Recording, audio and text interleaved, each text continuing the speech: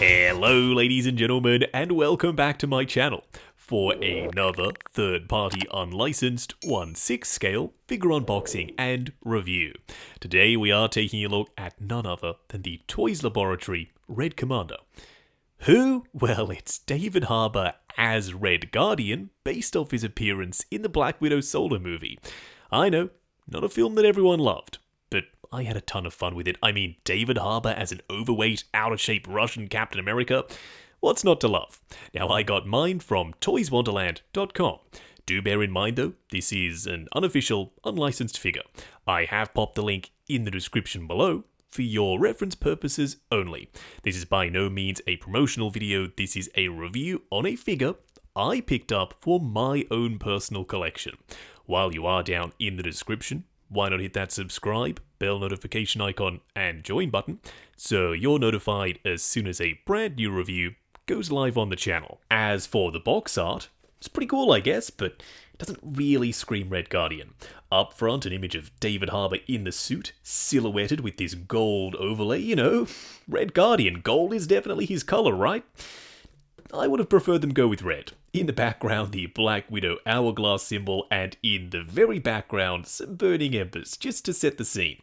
And up top, Toys Laboratory. I don't want to harp on the packaging too much, but on the side, it does feel very paint by numbers. It's just Toys Laboratory on a blank background with some dots top and bottom, and no other imagery. No snow, no Red Guardian shields, no Black Widow logos. It's just very plain and simple. On the back, though, it does kind of make up for it. I mean, we've got the Black Widow symbol and an image of Red Guardian, so they've combined it all into one.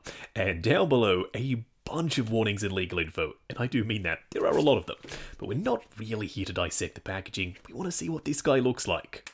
Oh my word, there is a very prominent smell. From time to time, you do get that with third-party figures, but this time it's super strong. It almost smells noxious. Kinda like they've literally just spray painted something here, popped him in the box, sealed it up, and sent him on his way.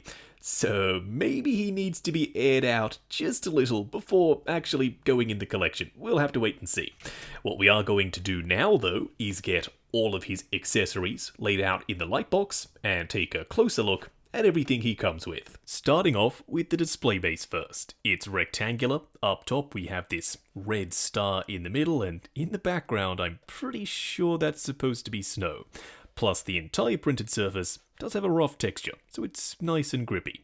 Then around the front, nothing.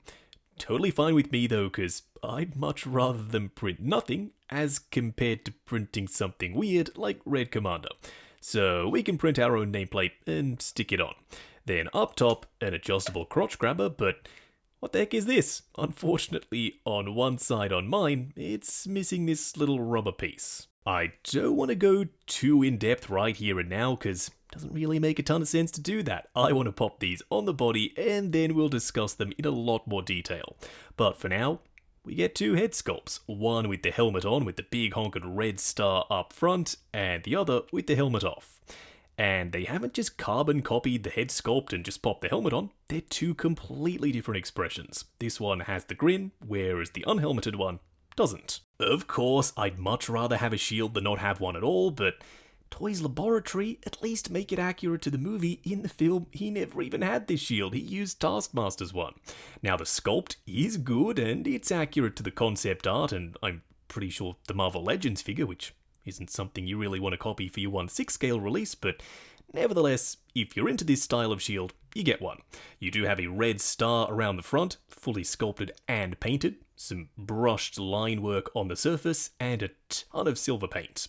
Then around the back, some sculpted rivets and the panels that you can see around the front, plus these rubbery straps with washers in the crevices. I totally wasn't expecting that for some rubbery straps.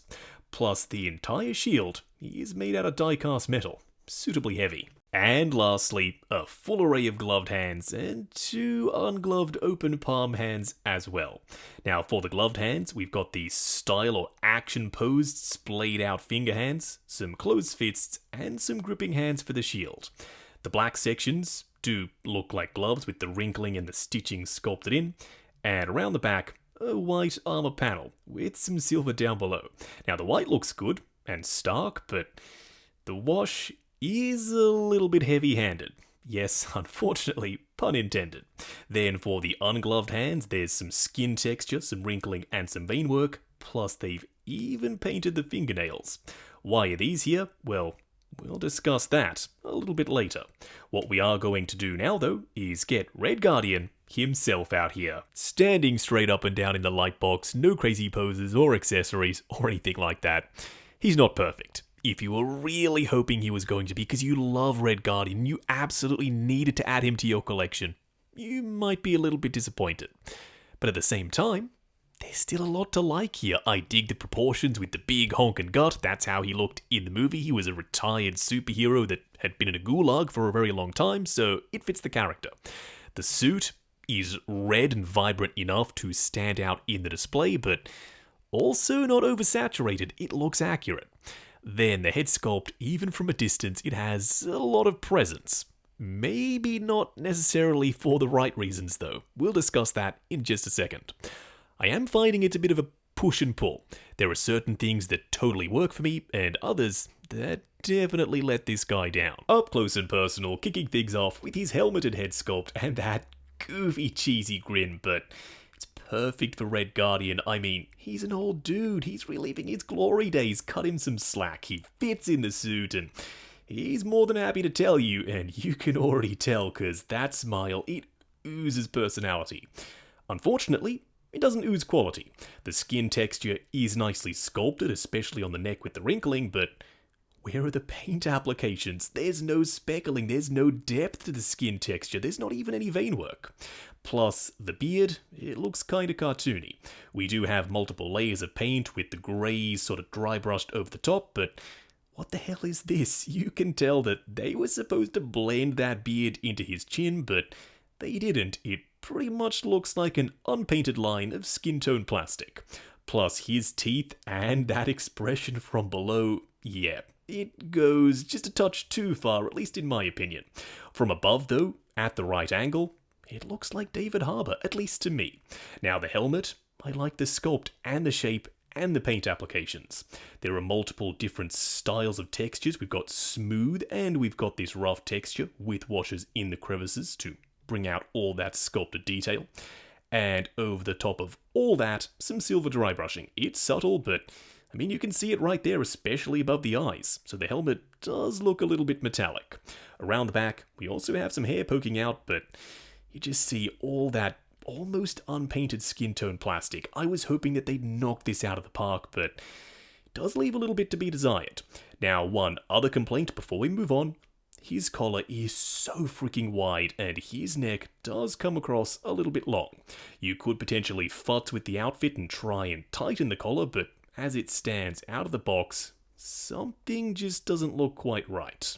I was really hoping this head sculpt would be a home run, and from a sculpt perspective, okay. From angles that are flattering, it does look like David Harbour if you squint and, just look at it like right there, okay, I see the actor, but from others, like front on, it just doesn't cut the mustard. So for me, I'm going helmeted pretty much all the time in my collection. The skin texture is only sculpted. There isn't any speckling on the surface to bring out all that detail. The hair looks fine. There's some dry brushing and those eyebrows, they're really chunky. Plus, around the back, there are some straggly bits of hair, and they do sit separate to the sculpt. There's a little bit of depth there. Plus, with this head sculpt, the long neck issue, it's not a huge deal.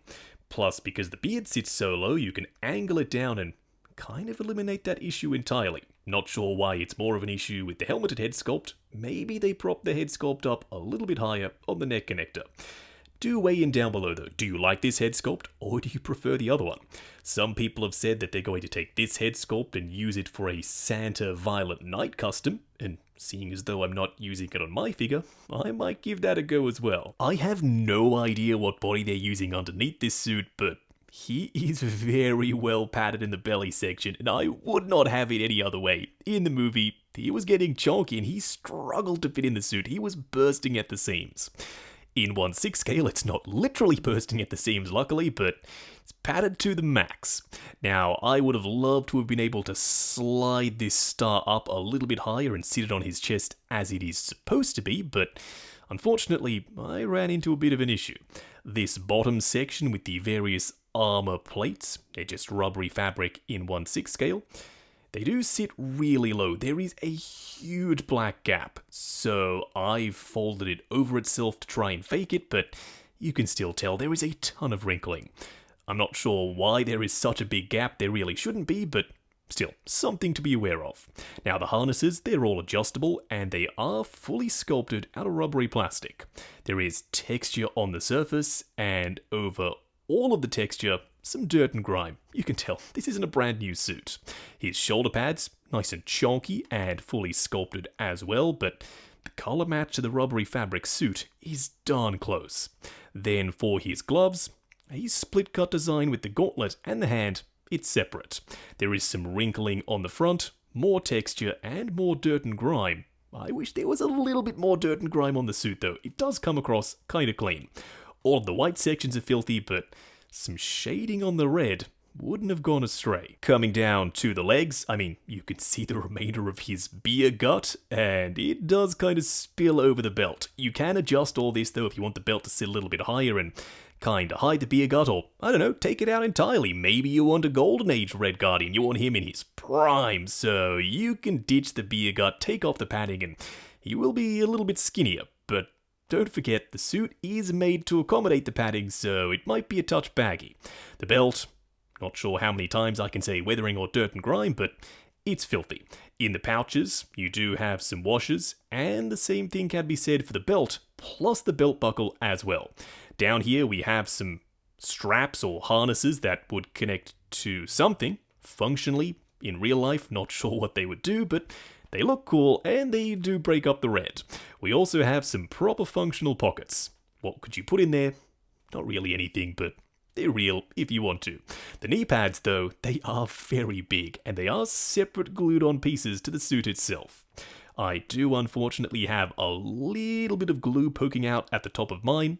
Not ideal, but, you know, it's just something that happens from time to time with third-party figures. Their QC isn't always perfect. For the boot spats, once again more texture, silver buckles, and dirt and grime. Then they do come down over some pretty boring, kind of business-looking shoes. They don't have huge heels, and they're not super chunky like steel-capped boots would be, so not sure what Red Guardian is doing wearing these. Maybe he's a touch classy, maybe he prefers his dress shoes. Nevertheless, the sculpt is good for black shoes. And on the underside, you can see that tread, it definitely looks like dress shoes. Can I just say that I kinda wish more superhero figures would come with ungloved hands, cause they are perfect for a suit-up pose. I mean, you can have him popping on his gloves or his helmet.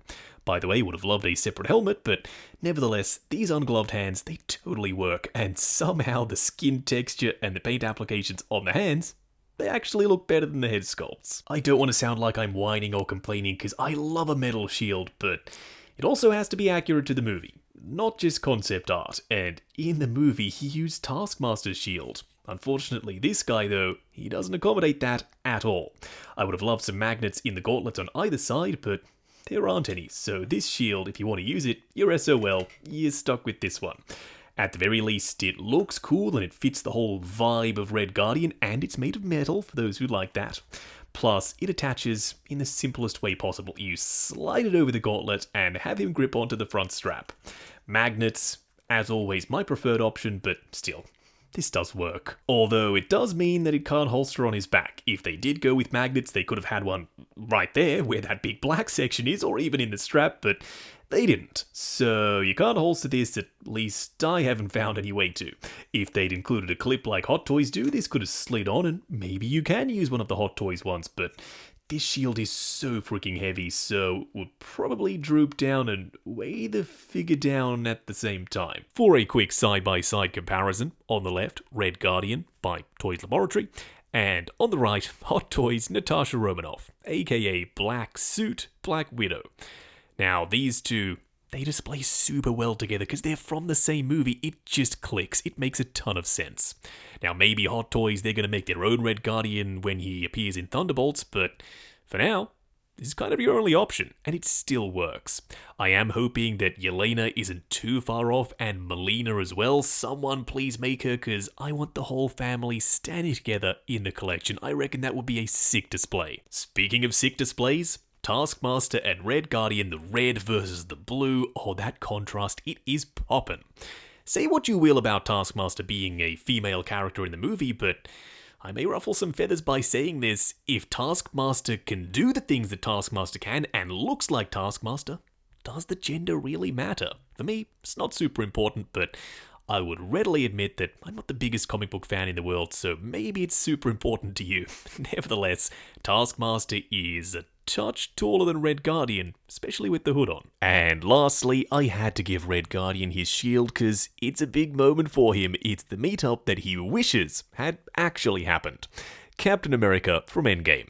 Now, Cap is the taller of the two, but he really shouldn't be, because in real life, Chris Evans is 6 foot, whereas David Harbour is 6'3". So, something quite clearly got lost in translation, and Toys Laboratory, they made their Red Guardian a touch too small.